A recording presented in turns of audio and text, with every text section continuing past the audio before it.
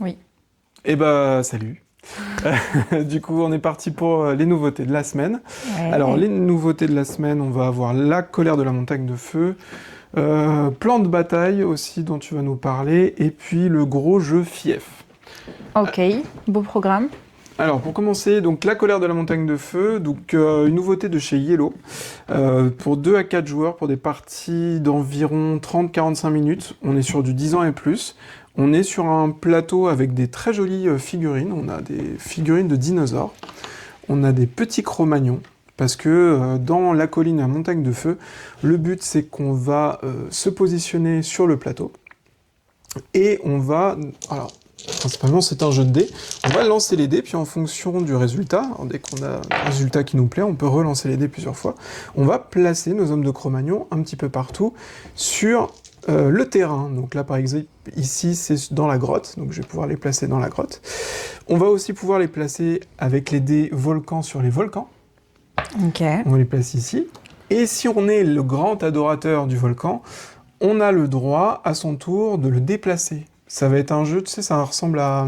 comment on appelle ça C'était Labyrinthe, le jeu Labyrinthe. Ah oui, ok.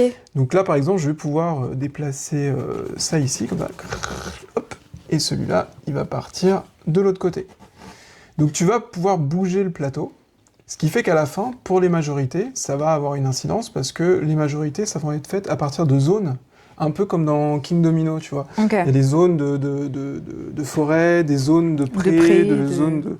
Et en fait, ça va jouer là-dessus. En plus de ça, avec des cartes, avec des œufs, on va pouvoir faire éclore des dinosaures, et les dinosaures vont devenir nos alliés. Donc si on met assez de Cro-Magnon dessus, je vais pouvoir les défausser pour aller payer par exemple mon tyrannosaure, et mon tyrannosaure il m'appartient. Du coup je lui mets la jolie petite couronne ici, et il est à moi. Et il a un effet particulier que je vais pouvoir appliquer pour les majorités. D'accord. Voilà, donc c'est un jeu de gestion, on va dire, de dés un petit peu, avec une gestion de plateau, un placement d'ouvriers, et à chaque fois qu'on va remplir l'intégralité du volcan, on fera un décompte. Et l'autre particularité de ce jeu, c'est qu'on ne va pas avoir un certain nombre de tours, un objectif final, on va s'arrêter à partir du moment où on a un certain nombre de points. Voilà. Ok. Donc une fois qu'on est le premier à atteindre 18 points à 4 Comme joueurs... le Milborn. Ah ouais? Ah bah oui.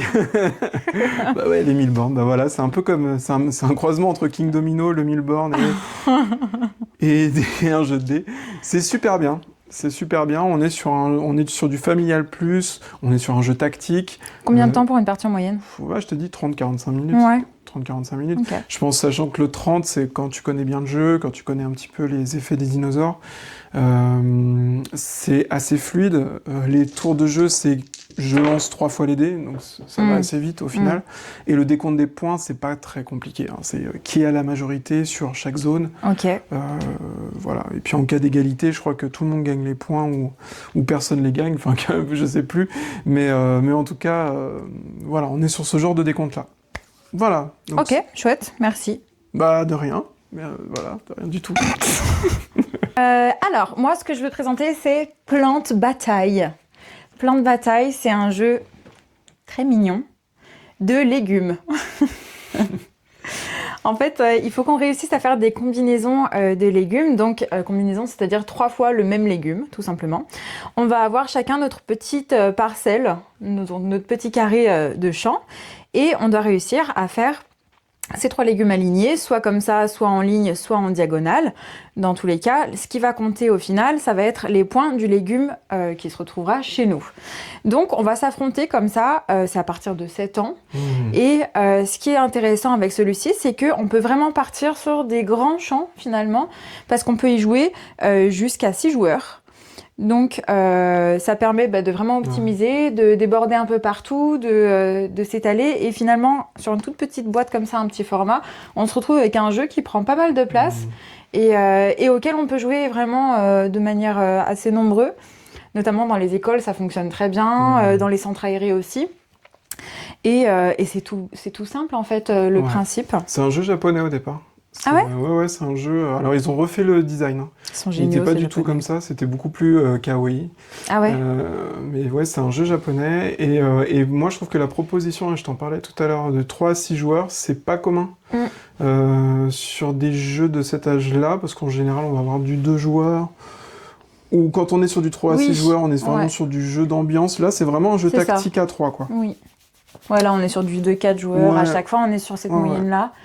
Et donc, je trouve que la proposition est plutôt sympa, qu'il est facile à prendre en main. C'est des parties qui durent en moyenne 15 minutes, donc pareil, ça tourne facilement.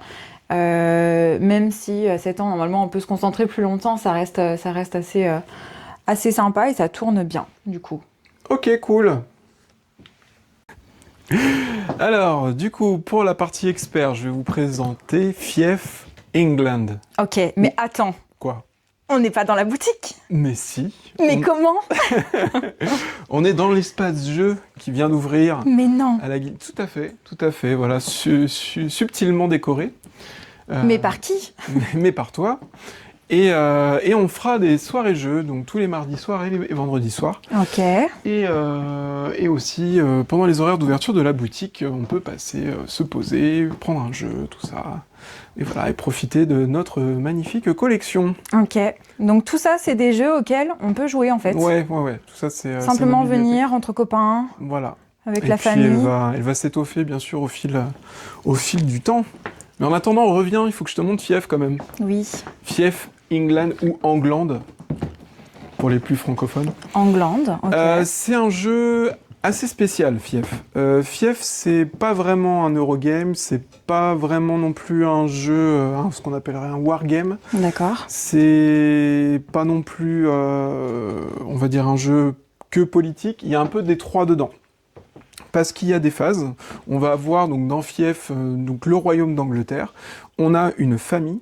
Ok. Et avec cette famille, le but c'est d'obtenir 3 points de victoire, donc en ayant le plus de fiefs possible, parce qu'avoir un fief, avoir un duché, tout ça, avoir des contrées, ça nous donne des points de victoire.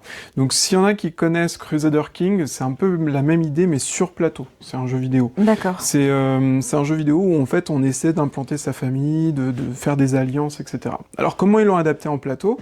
Eh ben on a des phases différentes, on va pouvoir se marier, on va pouvoir faire de la politique, on va pouvoir élire un roi, enfin élire oui, parce que oui, c'est une élection démocratique, alors il y a d'autres façons de le faire, mais il y a vraiment des phases d'échange autour de la table où on va dire attends, j'aimerais bien épouser elle parce qu'en fait il faudrait qu'on fasse une alliance entre nos deux familles, on peut s'envoyer des pigeons voyageurs pour communiquer en dehors du plateau, c'est-à-dire se retirer, que deux joueurs se retirent et négocier entre eux, attends on devrait faire ci, on va faire ça. Enfin, c'est vraiment très complet. On va avoir des cartes calamités, c'est-à-dire que vous allez, alors c'est très rigolo, vous allez avoir au-delà des cartes calamités, des cartes personnages. Donc le personnage que j'ai, il peut évoluer, donc il peut se transformer en évêque. Elle peut rentrer dans les ordres, etc. Et on a des adaptations au niveau des cartes, c'est rigolo avec ce système. Ok. On va bouger sur le plateau pour aller conquérir des villes, prendre des fiefs, et aussi, comme je disais, on va devoir piocher des cartes qui sont des cartes soit d'événements comme la peste, on va avoir de la famine à gérer, on va aussi avoir des cartes pour contrer cette famine et ces pestes, on va avoir différentes stratégies par rapport à des personnages qui sont en fait comment on dirait je sais pas comment. Cousin. Non, tu sais comment. C'est pas des partenaires, mais c'est des. Alliés. Ouais, enfin, je sais plus le nom, Copains. mais. Non, c'est pas des copains. C'est. Je sais plus. C'est Ok. écrit là-dedans, et je vais retrouver parce que juste le terme. Voilà, des serviteurs. Tu vois, j'étais loin du mot. On va pouvoir avoir des serviteurs qui vont nous proposer des services. Enfin bref, c'est un jeu extrêmement complet, mais qui n'est pas forcément compliqué dans chacune de ses phases. Ouais, Les combats sont pas très compliqués. En fait, les combats, c'est simplement j'embauche des personnes, enfin j'embauche des militaires. Et en fait, quand on va résoudre l'attaque, on va résoudre à coup de dés, en fait, un petit peu. Donc, en fonction de qui attaque, qui défend, où est-ce que j'attaque, où est-ce que je défends, on va avoir un certain nombre de dés qui va correspondre à des touches, c'est des dés blancs et des noirs. Et puis, ça va se résoudre assez facilement. Il n'y a pas de grand calcul. en tout cas. Pareil pour la partie politique, c'est est-ce que finalement j'ai pioché une carte avec telle responsabilité. Par exemple ici, je peux devenir archevêque de Canterbury. Donc c'est cool. Pourquoi pas l'attribuer à mon personnage? Du coup, ça me donne un poids politique différent parce que je vais pouvoir avoir 2 voix dans mes votes plutôt qu'une, parce que archevêque et tout. Mais en même temps aussi, j'ai le droit de construire des bâtiments. Donc on peut construire justement des églises, on va construire des moulins, des châteaux qu'il va falloir prendre ou défendre. Enfin, il y a plein de choses à faire, mais tout est très simple. Par contre, c'est un peu long parce que vous avez une manche.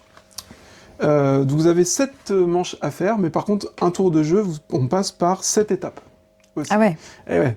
Il y a une étape avec les mariages, il y a une étape où on récupère des cartes, une autre où on va avoir des revenus par rapport à ce qu'on fait, une autre on va pouvoir dépenser cet argent en militaire, en bâtiment, une autre on va pouvoir aussi se déplacer dans toute la carte, ramener des troupes avec nous, il va falloir se défendre contre les Vikings. On peut se faire emprisonner son personnage, et du coup on peut payer une rançon plus tard pour libérer son personnage, il peut mourir de la peste. Waouh, il y a plein de trucs, il y a vraiment plein de trucs. C'est un gros scénario. C'est un gros scénario, mais c'est super intéressant parce que tout ça est fluide, c'est long forcément parce qu'il faut mettre tout ça en place, il faut faire le tour de la table, chacun discute et tout, mais il se passe vraiment un truc. Il y a une ambiance un petit peu à la fin, vous dites hey, j'ai fait ça, tu te racontes un peu une histoire, quoi. Mais sans non plus... vraiment trop te prendre la tête. Alors, un peu quand même, parce que vous avez, faut le dire, un lettre de jeu. J'ai jamais vu ça, j'en parle, parce que lettre de jeu, c'est... 4 pages recto verso. C'est une page recto verso. C'est merveilleux. Normalement, une lettre de jeu, c'est pas comme ça, mais non, là, il y a tout le détail de l'évêque, comment on obtient ce grade-là, qu'est-ce qui se passe quand il est candidat, comment ça se passe, comment il exerce son pouvoir. Un détail sur le contenu des cartes aussi, et puis sur ces fameux serviteurs qui ont Enfin bref. Et en plus, tout ça est en mode secret, c'est-à-dire que tout l'argent que tu récupères, tu vas le cacher, ils savent pas exactement ce qu'ils ont. Les militaires, ils sont face cachée aussi, il faut se souvenir de qui avait acheté quoi à quel moment, pour savoir qu'est-ce que tu affrontes, et tu sais même pas qui il a déplacé, peut-être qu'il a déplacé que ses cavaliers ou que ses archers. T'as une gestion de crise, parce que là où il y a de la famine, il y a potentiellement de la révolte, donc seuls les religieux peuvent mater les révoltes. Donc il n'y a pas de MJ pour tout ça, non? Non, c'est ça le truc, t'as vu, je t'avais proposé d'y jouer avec moi ce soir, et là je sens moins chaud. Ouais. Non mais je vais faire le petite plante là, plutôt. Ou les montagnes, voilà la colère de la montagne, ça sera mieux.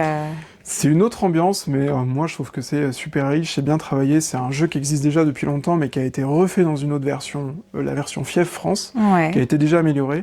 Celle-là, c'est une version, on va dire, encore plus améliorée. Ok, voilà. On reste sur du jeu expert dans l'idée. On est sur du jeu très expert, on est sur du 14+. Là. Ok. Alors, un dernier petit mot sur l'espace qu'on vous a présenté au milieu de la vidéo, pour vous dire qu'on va pouvoir y organiser pas mal de choses, donc des tournois notamment, qui sont à venir, puisqu'on a un espace donc pour les jeux de cartes, les jeux de plateau. Toutes les tables sont extensibles. En plus, voilà, c'est ça l'avantage de ces tables. On va pouvoir aussi consommer sur place, on a quelques petits snacks et boissons, donc c'est bien si vous pensez passer toute la soirée en soirée jeu, vous avez de quoi vous sustenter. On va faire aussi des privatisations si jamais vous avez besoin d'un espace pour une réunion, pour qu'elle devienne un petit peu plus intéressante et palpitante. Et moins formelle. Un goûter d'anniversaire ou un anniversaire, tout simplement. Voilà, on peut organiser ça. Et donc nous, voilà, ça nous fait super plaisir parce que cet espace-là, ça fait longtemps qu'on y travaille. Oui. Et puis là, le fait qu'il ouvre aussi avec l'étagère de jeux d'occasion aussi. Oui, on a une partie jeux d'occasion. Voilà, on a une partie jeux d'occasion maintenant. On voyait pas cette boutique sans cet espace-là. Pour nous, c'était primordial, c'était les deux se complètent. Oui. Voilà. Oui, puis c'est un espace dédié à l'événementiel, mais c'est un espace dédié à l'échange, à la rencontre, et juste une boutique, c'est pas ce qu'on voulait faire. Donc ça va parfaitement ensemble. Puis c'est un espace assez libre. Moi, je trouve que c'est bien. Moi, voilà, les premières personnes qui se sont installées, qui ont testé, se sentaient à l'aise très vite, au point de rentrer eux-mêmes dans la cuisine, se resservir. Donc, donc je dis, quand on fait ça, c'est plutôt bon signe. Et du coup, voilà, c'est avec plaisir qu'on vous accueillera aux horaires d'ouverture de la boutique et pour les soirées jeux, le mardi soir et vendredi soir. Si vous voulez connaître les horaires exacts, si vous voulez connaître le contenu des jeux qu'on va apporter ce soir-là, ou qu'on proposera à la découverte, regardez notre page Facebook, Instagram. Et normalement, tout est dessus tout le temps. Je m'y emploie, en tout cas. À chaque fois, je fais des annonces, des affiches, et c'est pas prêt de changer. Voilà. Bravo. Merci à vous, en tout cas, puis à bientôt. Ciao. Bisous. Bisous.